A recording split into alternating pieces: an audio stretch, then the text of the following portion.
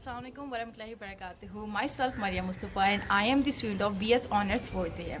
Today I got a chance to share some words with you on the role of media in our life. The first of all the question is arise, does actually media influence our life? So the answer is clearly yes, that we are totally influenced by the media.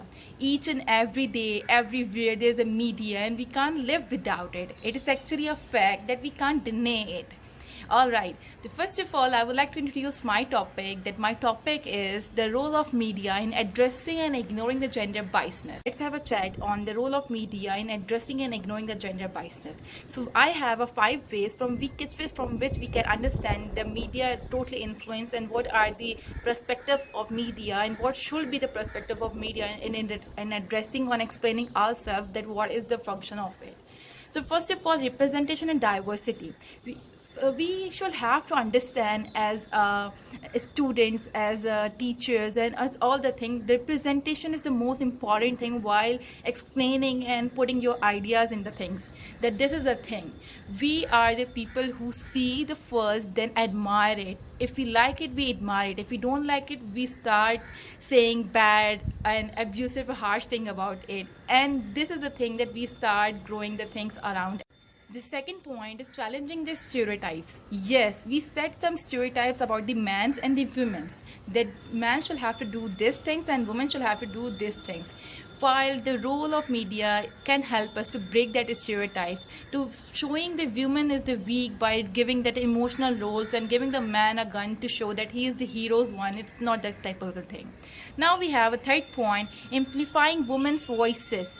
We are the people who can amplify the women voices. We like the voices of other women. When we start speaking in our own life, we have to listen a lot of. Now we have a third point right here. Media can provide a platform for women's stories and perspective.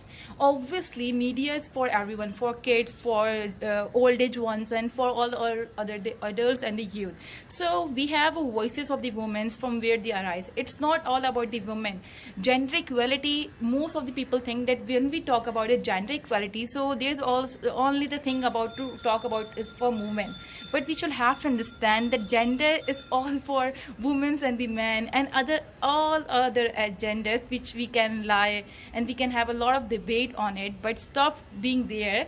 So equality are for both women and men. So the both voices can be heard and admired, can be judgeable by the people through the media.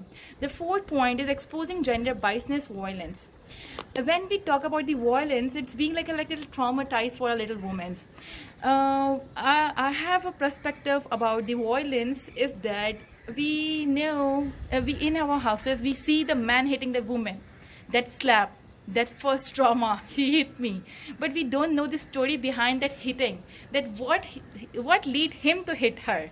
Like, so we can't just deny the things that hitting, I'm not that a person who said hitting is the right thing, just hit her or all those things. A woman can also hit him. Or nowadays in a Gen Z area, we have seen these things too. So this is a thing that media can promote as the both perspective shapes, because we know every stories have a different shape and size, but all the way from which shape or which size we think he is right or wrong. So these are the things. The last one, promoting positive roles media. This is the most important thing in our media which can we do, showing the most positive side of each and everything. Instead of finding the negativity in the wrong thing, we should have to learn the little small good things in each and everything to make our life more peaceful and easy to live.